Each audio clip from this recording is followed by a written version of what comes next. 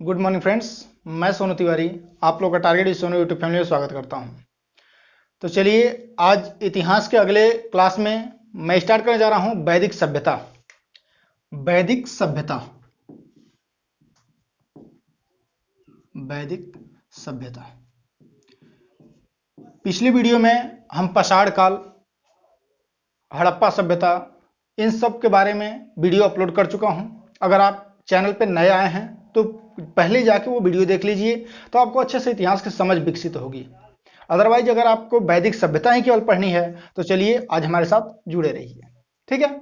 चलिए, तो वैदिक सभ्यता के बारे में हम लोग देखेंगे कि आप जानते हैं कि सिंधु घाटी की सभ्यता या हड़प्पा सभ्यता, हड़प्पा सभ्यता का जो कालक्रम निकाला गया है वो निकाला गया था 2500 बीसी से 1750 बीसी, ठीक है। और जो वैदिक सभ्यता का कालक्रम बताया जाता है वो बताया जाता है 1500 बीसी से 600 बीसी, ठीक है। तो यहां पे जो गैप आपको दिख रहा है 250 ईयर का जो गैप दिख रहा है वो कहां गया। तो देखिए, जब भी कोई एक बड़ी सभ्यता का पतन होता है और नई सभ्यता का उदय होता है, उत्थान होता है, तो उस दौरान एक संक्रमण काल आता है जिसमें न तो वो सभ्यता हड़प्पा सभ्यता रह पाती है और न ही सभ्यता वैदिक सभ्यता रह पाती है, ठीक है। चूंकि हम लोग को कुछ भी नहीं पता है कि हड़प्पा सभ्यता का पतन कैसे हुआ, ये हम लोग को क्लियर नहीं पता है, इसलिए हम लोग इसको 1750 तक ही मान लेते हैं। और कुछ इतिहासकार कहते हैं कि 1500 तक कहीं ना कहीं साक्ष्य मिलते हैं, इसलिए वैदिक सभ्यता का कालक्रम हम लोग 1500 बीसी से 600 बीसी ही मानते हैं, ठीक है। अब वैदिक सभ्यता का मतलब क्या हुआ? वैदिक सभ्यता का जो शब्द है यह वेदों से आया है, और वेद का मतलब क्या होता है? ज्ञान। वेद का मतलब क्या होता है? ज्ञान, ठीक है। अब वेदों का रचना किसने किया? आर्यों ने, आर्यों ने। अब आर्य शब्द का अर्थ क्या होता है? श्रेष्ठ, श्रेष्ठ, सभ्य, ठीक है। श्रेष्ठ या सभ्य। कुलीन, कुलीन, ठीक है, ये बड़ी का मतलब रहेगा, ठीक है। कुलीन आर्य शब्द का अर्थ होता है। चलिए, अब हम लोग क्या करेंगे कि वेद को कितने पार्ट में डिवाइड किया गया है, वैदिक सभ्यता को कितने पार्ट में डिवाइड किया गया है, ये हम देखेंगे। तो वैदिक सभ्यता को दो पार्ट में डिवाइड किया गया है। पहला ऋग वैदिक सभ्यता, ऋग वैदिक सभ्यता, और दूसरा उत्तर वैदिक, उत्तर वैदिक सभ्यता। अब आप सोच रहे हैं कि सर ये ऋग वैदिक सभ्यता और उत्तर वैदिक सभ्यता दो पार्ट में वैदिक सभ्यता को क्यों डिवाइड किया गया? पहले उनका एज लिख लेते हैं। 1500 बीसी से 1000 बीसी तक ऋग वैदिक सभ्यता रहती है, जबकि 1000 बीसी से 600 बीसी तक हम उत्तर वैदिक सभ्यता के बारे में देखते हैं। तो ये जो डिवीजन इन लोग का हुआ है वो डिवीजन मुख्य रूप से हुआ है लौह के खोज के आधार पे। लोहे, लोहे मतलब अयस कहा जाता था। क्या कहा जाता था? अयस, अयस के आधार पे। मतलब ये कि ऋग वैदिक काल 1000 बीसी जब चला गया था वैदिक सभ्यता, उसके बाद से लोहे का खोज होता है और लोहे का प्रयोग करने लगे, उपयोग करने लगे, तो उसके आधार पे हम लोग क्या कर देते हैं? उत्तर वैदिक सभ्यता कहने लगते हैं, ठीक है। और 600 बीसी के बाद लोहे का प्रयोग बहुत ज्यादा मात्रा में बढ़ गया, शायद इसीलिए इसे कली युग के नाम से जानते हैं। क्यों? कल मतलब होता है लोहा, कल मतलब होता है क्या? लोहा। कली युग के नाम से जानते हैं। अब यहां से ये प्रश्न आपसे अगर पूछ दे कि लोहे या अयस्क की खोज किसने की, तो आर्यों ने। क्या कहोगे? आर्यों ने, ठीक है। अब इतना कुछ जानने के बाद हम चलिए देखते हैं कि पहले हम पढ़ेंगे ऋग वैदिक सभ्यता के बारे में, ठीक है। ऋग वैदिक सभ्यता के बारे में, उसके बाद देखेंगे उत्तर वैदिक सभ्यता, ठीक है। चलिए, तो इस सबको हम इरेज कर देते हैं। आप शायद नोट कर लिए होंगे या वीडियो पॉज करके नोट कर लेंगे। और हम लोग देखेंगे इसमें वैदिक सभ्यता के पार्ट को, मतलब ऋग वैदिक सभ्यता को। अब ऋग वैदिक सभ्यता यहीं पे हम रहने देते हैं।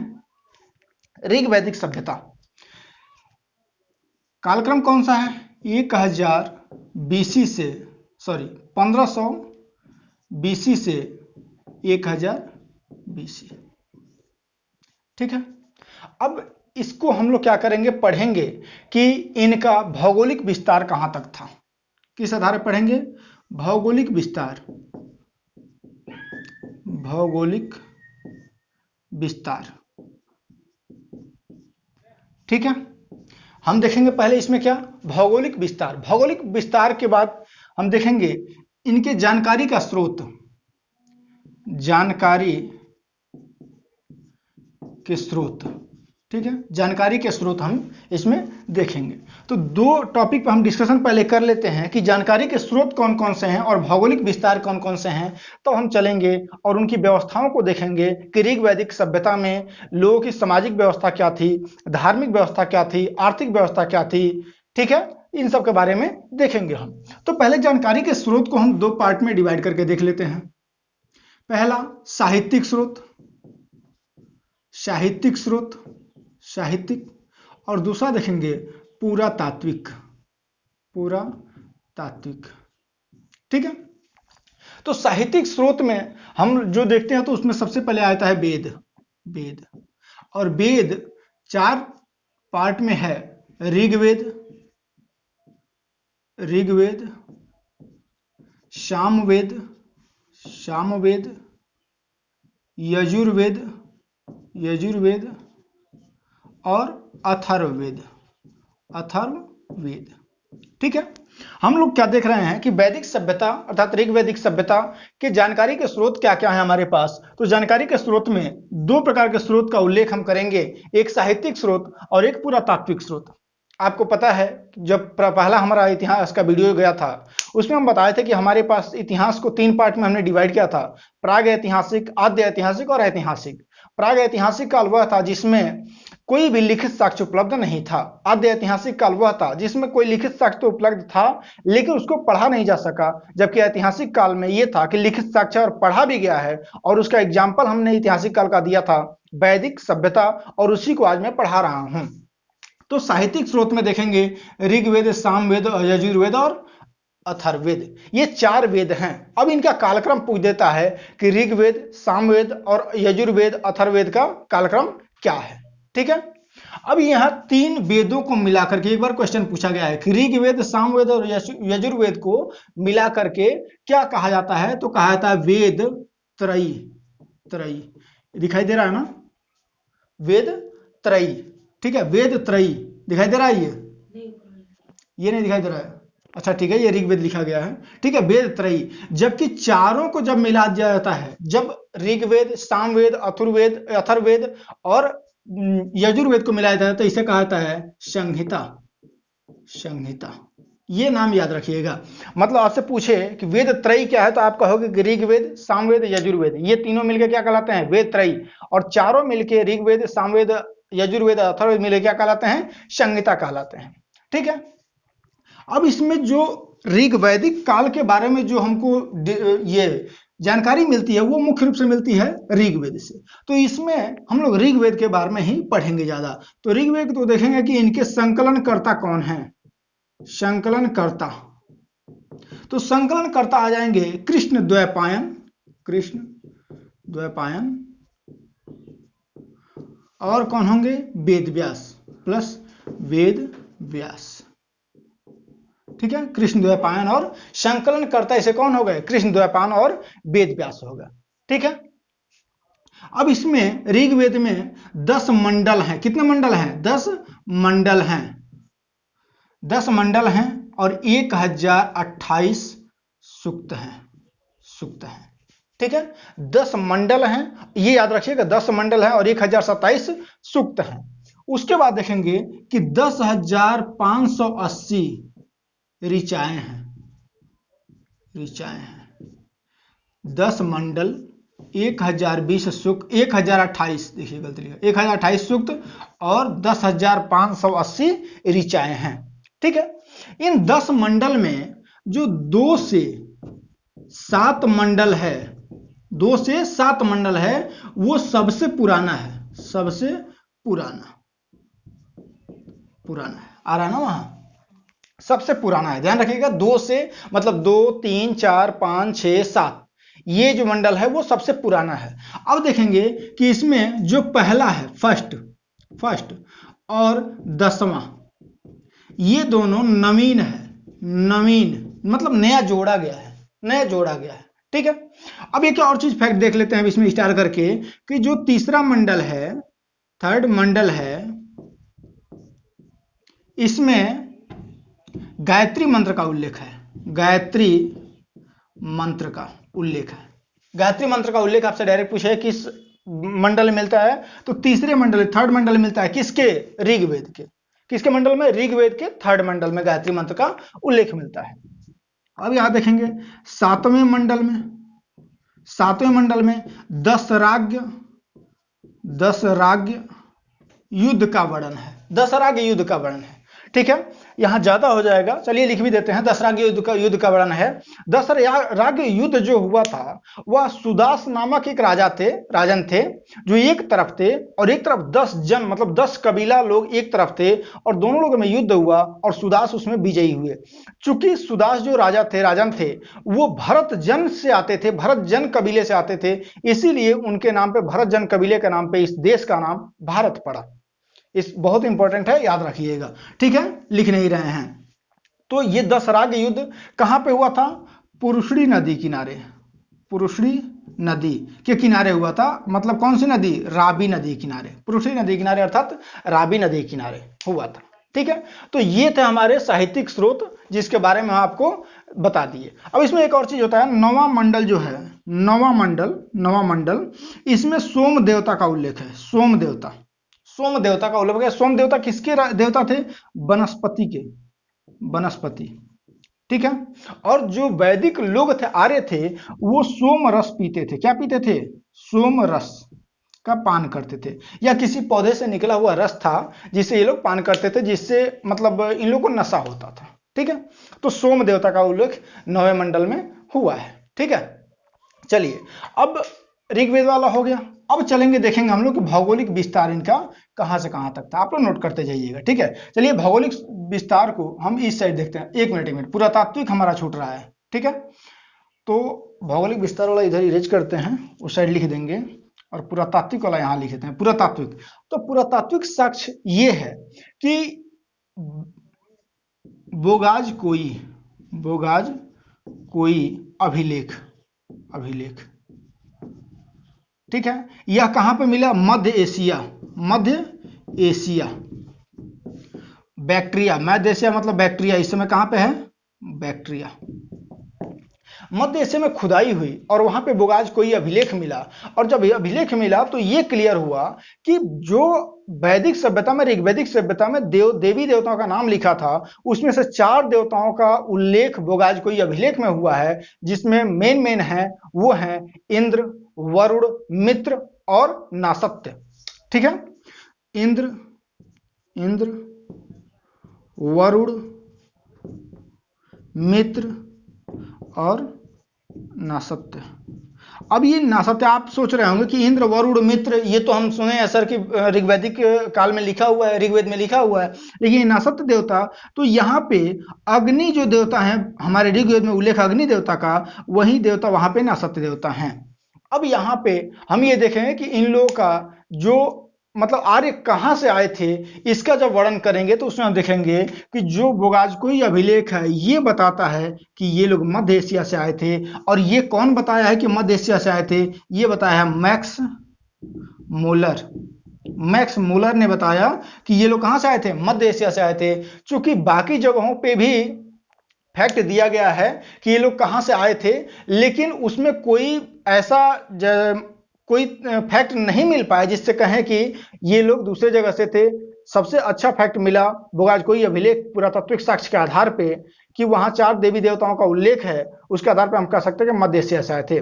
वैसे आप नोट करना चाहें तो नोट कर लें कि बाल गंगाधर तिलक कहे थे कि ये उत्तरी ध्रुव से आए थे। मतलब अगर हम ये अर्थ मान लें तो कहां से आए थे? उत्तरी ध्रुव से आए थे। बाल गंगाधर तिलक जी बोले थे कि उत्तरी ध्रुव से आए थे, लेकिन कोई इनका फैक्ट नहीं मिल पाया। विलियम जोन्स कौन थे? ईस्ट इंडिया कंपनी के इतिहासकार थे, अंग्रेजी इतिहासकार थे। तो वो कहे कि यूरोप से आए थे, और यूरोप से आने का आधार उन्होंने क्या दिया कि चूंकि अंग्रेजी जो मतलब अंग्रेजी है, इंग्लिश है, उसका कुछ शब्द और संस्कृत भाषा का शब्द मैच करता है। आर्यों की भाषा संस्कृत थी, इसलिए यूरोप से आए हैं, लेकिन इसका भी कोई क्लियर साक्ष्य नहीं मिला। मैक्स मुलर बोले थे कि मध्य एशिया से आए हैं। दयानंद सरस्वती बोले थे कि तिब्बत से आए हैं। दयानंद सरस्वती क्या बोले थे? तिब्बत से। लेकिन आप लोग याद रखिए गंगानाथ झा का। गंगानाथ झा बोले थे कि ब्रह्म प्रदेश से आए थे। ब्रह्म प्रदेश, ब्रह्म ऋषि ब्रह्म प्रदेश, मतलब गंगा और यमुना का दोआब जो है इसे ब्रह्म प्रदेश बोले थे कि वहां से ये आए थे, ब्रह्म ऋषि प्रदेश। ठीक है। डॉक्टर कल्ल बोले थे कि जम्मू कश्मीर से आए थे, जम्मू कश्मीर से। बाकी बहुत सारे ऐसे लोग बोले, लेकिन सबसे बढ़िया कौन सा है? मैक्स मुलर वाला। क्यों ये फैक्ट मान लिया गया? इसलिए कि बोगाइज कोई अभिलेख इसका मेन साक्ष्य हो गया। ठीक है। तो ये हम लोग देख लिए कि इनका जानकारी के स्रोत कौन कौन से हैं। अब देखेंगे भौगोलिक विस्तार। ठीक है। यहां पे देखेंगे हम लोग भौगोलिक विस्तार। तो भौगोलिक विस्तार में अगर हम देखते हैं तो ये हमारा भारत हो जाए तो यहां पे ये हिमालय दिख रहा है जी। थोड़ा सा नीचे करते हैं, 1 मिनट रुक जाइए। ये हिमालय वाला पार्ट है, हिमालय और तिब्बत का कुछ पार्ट इधर से इस साइड में, नीचे अरावली श्रेणी, इधर अफगानिस्तान, और इस साइड में तुर्कमेनिस्तान। ये पूरा क्षेत्र क्या था? आर्यों का क्षेत्र था, ऋग वैदिक सभ्यता का क्षेत्र था। इसको हम लोग कहते हैं सप्त सैंधव प्रदेश। क्या कहते हैं? सप्त सैंधव प्रदेश। सप्त सैंधव प्रदेश का मतलब क्या होता है? 7 नदियों का प्रदेश। तो आप कैसे इसको देख सकते हो? आपको पता है कि हमारा यहाँ पंजाब है, और पंजाब पंज प्लस आब मतलब 5 नदियों के द्वारा घिरा हुआ क्षेत्र को पंजाब कहते हैं। ऊपर जोड़ लो सिंधु नदी, और नीचे इसकी अरावली के पास बहने वाली नदी, इनके बीच मतलब सप्त सैंधव प्रदेश कहा गया है। ठीक है। तो ये हमारा विस्तार हो गया। अरावली नीचे, ठीक है, ऊपर तुर्कमेनिस्तान, ये उत्तर साइड में, और पूरब साइड में कौन सा है? पूरब साइड में हमारा ये हिमालय वगैरह, हिमालय तिब्बत का क्षेत्र, और पश्चिम साइड में अफगानिस्तान का क्षेत्र। ये उनका पूरा विस्तार हो गया। ठीक है। भौगोलिक विस्तार क्लियर हो गया। अब इसको आप नोट कर लीजिए, उसके बाद हम मिटाते हैं। ठीक है। चलिए अब नोट कर लिए होंगे आप लोग। अब ऋग वैदिक सभ्यता के हम लोग भौगोलिक विस्तार देख लिए, स्रोत देख लिए, जानकारी के स्रोत देख लिए, और उनका मूल निवास क्या था ये देख लिए। अब देखें उनकी व्यवस्थाएं कैसी थी। तो हम लोग देखेंगे राजनीतिक व्यवस्था, सामाजिक व्यवस्था, आर्थिक व्यवस्था और धार्मिक व्यवस्था। ठीक है। इसमें सबसे पहले देख रहे हैं हम लोग राजनीतिक व्यवस्था को, कि उनकी राजनीतिक व्यवस्था कैसी थी। तो सबसे पहले ध्यान दीजिएगा कि उनकी जो राजनीतिक व्यवस्था थी वह ग्रामीण व्यवस्था थी। कौन सी थी? ग्रामीण व्यवस्था थी। और राजनीतिक व्यवस्था आप देखेंगे कि जो राजा होता था उसे राजन कहा जाता था, क्योंकि आपको पता है कबीला लोग थे, राजन होते थे। और जो राजन होते थे इनके 3 पुरोहित होते थे, 3 मेन अधिकारी होते थे, जिसमें से एक थे पुरोहित, एक थे सेनापति, और एक होते थे युवराज। ठीक है। पुरोहित, सेनापति और युवराज होते थे। ठीक है। अब राजा को अपना कार्यभार संचालित करने के लिए 3 समितियां थी। एक का नाम था सभा, एक का नाम था समिति। ठीक है। सभा, समिति और विदथ। अब देखिए सभा जो थी, इसमें सभ्य या भद्र या पढ़े लिखे लोगों की ये समिति थी। कौन? सभा। और जो समिति जो थी वह आम जनता की थी। और विदथ जो था वो इसलिए स्पेशल था कि इसमें पुरुष और प्लस महिलाएं दोनों प्रतिनिधित्व करती थी। सभा में भी महिलाएं जा सकती थी, लेकिन समिति में नहीं। विदथ में पुरुष और महिलाएं दोनों होती थी। सभा समिति इनका सबसे इंपॉर्टेंट था। तो सभा और समिति और विदथ तीनों क्या करते थे? तो उनकी राजनीतिक व्यवस्था, सामाजिक व्यवस्था, सब कुछ ये लोग देख रेख करते थे। ठीक है। इसके बाद देखेंगे हम लोग ग्रामीण व्यवस्था में राजन हो गया। ये टैक्स क्या लेते थे, तो जो राजा होते थे वो जो कर, आपको पता है कि जब कबीलाई इलाका है तो कर ऐसा नहीं होगा कि इनको मतलब परमानेंट कर लिया जाता होगा, इसलिए कि ग्रामीण व्यवस्था थी और कृषि अधिशेष उतनी ज्यादा मात्रा में नहीं मिलता था। जब कृषि अधिशेष नहीं मिलेगा, खाने की व्यवस्था नहीं रहेगी, तो कर परमानेंट कहां से दिया जाएगा। और जो राजा होते थे वो भी ऐसा नहीं था कि मतलब ये राजा है तो किसी भूमि के राजा है, भूमि के राजा नहीं थे, ये युद्ध के राजा थे। ठीक है, तो इनको माना जाता था कि जो अन्न होता था, जो भी अन्न या युद्ध में पाए गए सामग्री, लूटे गए सामग्री, उसमें ये लोग कर लेते थे, जिसका नाम था बलि। क्या नाम था, बलि। बलि के रूप में आपसे पूछा जाएगा बलि क्या था, तो आप क्या कहोगे, कर था, एक प्रकार का कर था बलि। ठीक है, तो ये था इनका राजनीतिक व्यवस्था। अब देखेंगे हम लोग सामाजिक व्यवस्था, समाज में कैसी व्यवस्था थी, उनकी सामाजिक व्यवस्था कैसी थी। तो सामाजिक व्यवस्था को हम देखेंगे तो चूंकि पहले ही बता चुके हैं कि ग्रामीण व्यवस्था थी। ठीक है, ग्रामीण व्यवस्था थी। इनकी भाषा जो थी, भाषा वो संस्कृत थी, संस्कृत। आर्यों की भाषा क्या थी, संस्कृत थी। और इसमें वर्ण व्यवस्था था। यहां पे सामाजिक व्यवस्था में क्या देखेंगे कि वर्ण व्यवस्था, वर्ण व्यवस्था। जो वर्ण शब्द है वो पहले रंग को इंगित करता था, जैसे रंग के आधार पर वर्ण की बात की जाती थी। लेकिन कालांतर में चल के ऋग वैदिक काल जो चल रहा था उसमें चल के इस वर्ण को हम लोग ये कर दिए कर्म के आधार पे, कर्म के आधार पे वर्ण डिसाइड हुआ। और ये 4 प्रकार के वर्ण हैं, ब्राह्मण, क्षत्रिय, वैश्य, शूद्र। ठीक है, क्षत्रिय, वैश्य, शूद्र। ब्राह्मण को कहा गया है कि यह ब्रह्मा के मुख से, क्षत्रिय भुजा से, भुजा मतलब बांह से, भुजा से, वैश्य जंघा से और शूद्र पैरों से उत्पन्न हुए हैं। ऋग्वेद में लिखा गया है कि जो वर्ण व्यवस्था थी कर्म के आधार पे थी, अर्थात जो पढ़ाएगा, शिक्षा दीक्षा देगा वो ब्राह्मण कहलाएगा, जो युद्ध करेगा वो क्षत्रिय कहलाएगा, जो व्यापार करेगा वो वैश्य कहलाएगा, और जो सेवा करेगा वो शूद्र कहलाएगा। मतलब किसान जो थे वो क्या थे, शूद्र थे। जो इस समय ये व्यापार कर रहे हैं, मतलब किराना का दुकान चला रहे हैं, जो भी कर रहे हैं वो क्या है, वैश्य हैं। और जो युद्ध कर रहे हैं, मतलब सैनिक हो गए हमारे, वो क्या हैं, वो क्षत्रिय हैं। और जो ज्ञान दे रहा है, मतलब हम पढ़ा रहे हैं, तो क्या हो गए, ब्राह्मण हो गए। ठीक है, ऋग्वैदिक काल में ही लिखा गया है, एक छात्र मतलब लिखा है, कहता है कि मेरे पिता जो है ब्राह्मण है, मेरे पिता ब्राह्मण हैं, मैं ब्राह्मण हूं, मेरे पिता क्षत्रिय हैं और मेरी माता जो हैं वो शूद्र हैं। इसका मतलब क्या हुआ, इसका मतलब ये है कि वो पढ़ाता होगा, ठीक है, उसके पिताजी युद्ध लड़ते होंगे और माताजी कहीं सेवा करती होंगी। तो उसमें जन्म के आधार पे नहीं था, जन्म के आधार पे कालांतर में हो जाएगा, उत्तर वैदिक काल में हो जाएगा। जब उत्तर वैदिक पढ़ाएंगे तो उसमें समझा देंगे। ठीक है, अब यहां सामाजिक व्यवस्था में देखेंगे कि सर क्या महिलाओं की स्थिति क्या थी, शिक्षा ग्रहण मिलता था। हाँ जी, शिक्षा महिलाओं को दी जाती थी, महिलाओं को शिक्षा दी जाती थी। दूसरा, विधवा जो महिलाएं होती थी वो अपने देवर से विवाह कर सकती थी, अर्थात विधवा पुनर्विवाह नियम था। ठीक है, उसके बाद क्या देखेंगे कि सर बलि प्रथा और बाल विवाह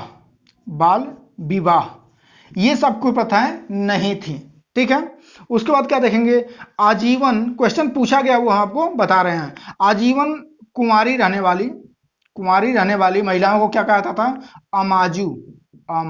ये क्वेश्चन पूछा गया है फैक्ट में, जो सामाजिक व्यवस्थाओं को दिखाता है। ठीक है, उसमें बाल विवाह नहीं था, बलि प्रथा नहीं था, पर्दा प्रथा भी नहीं था, पर्दा प्रथा भी नहीं था। और पूजा पाठ में, यज्ञ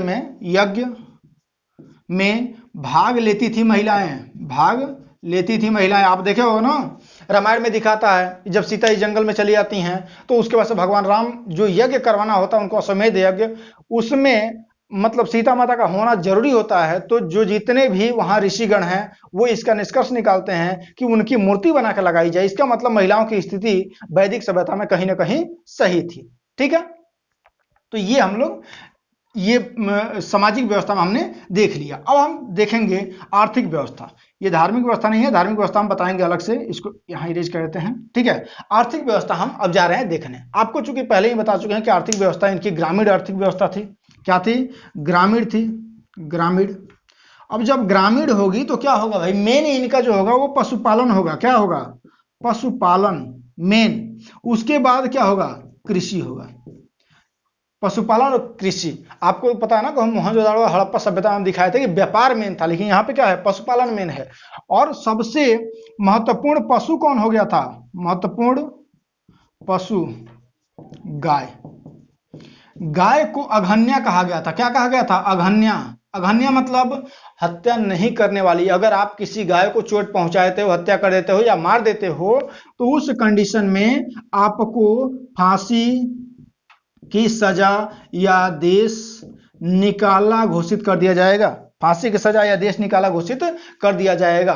ठीक है, ये था हमारी व्यवस्था उस समय। उन लोगों का जो ये था अयस मतलब लोहे का प्रयोग करते थे, लोहे का प्रयोग ये लोग करते थे। ठीक है, इनकी मुद्रा जो थी, मुद्रा उसका नाम था निष्क। निष्क वस्त्र जो पहनते थे वो सूती वस्त्र पहनते थे, सूती वस्त्र पहनते थे। ठीक है, तो ये थी आर्थिक व्यवस्था। अब देखेंगे धार्मिक व्यवस्था। तो देखिए धार्मिक व्यवस्था में वैदिक काल में क्या हुआ कि प्रकृति को पूजा करने लगे ये लोग। प्रकृति का मतलब क्या हुआ कि पृथ्वी, सूर्य, इंद्र, अग्नि, वरुण, मित्र, ऐसे ऐसे बृहस्पति, मतलब प्रकृति की पूजा करने लगे। ठीक है, और महिलाओं को यज्ञ में शामिल करने का, पूजा पाठ में भाग लेने का अधिकार था। इनके महत्वपूर्ण देवता जो थे वो इंद्र थे। ये लोग जो पूजा पाठ करते थे, यज्ञ करते थे, वो धन धान्य की कामना के लिए करते कि भाई हमको पैसा मिल जाए, रुपया मिल जाए। आज भी हम लोग करते हैं उसके लिए, लेकिन ये लोग मोक्ष की प्राप्ति के लिए नहीं करते थे। इसका उल्लेख कहीं नहीं मिलता है। ठीक है, इंद्र को पुरंदर कहा गया है। इंद्र को ऋग्वेद में क्या कहा गया, पुरंदर कहा गया है। ठीक है, तो ये थी हमारी पूरी ऋग्वैदिक सभ्यता के बारे में। आर्थिक व्यवस्था, राजनीतिक व्यवस्था, सामाजिक व्यवस्था, धार्मिक व्यवस्था, उनका ये भौगोलिक विस्तार वगैरह सब कुछ देख लिए। अब अगले वीडियो में हम पढ़ाएंगे उत्तर वैदिक काल। अगर आपको इस वीडियो से थोड़ा भी लाभ मिल रहा हो तो आप कृपया करके इस चैनल को सब्सक्राइब कर दें और अपने दोस्तों में भी शेयर करें। ठीक है, अगर कोई आपको डाउट हो, क्वेश्चन हो, आप जरूर कमेंट बॉक्स में पूछिए, उसका मैं रिप्लाई करूंगा। जय हिंद, जय भारत।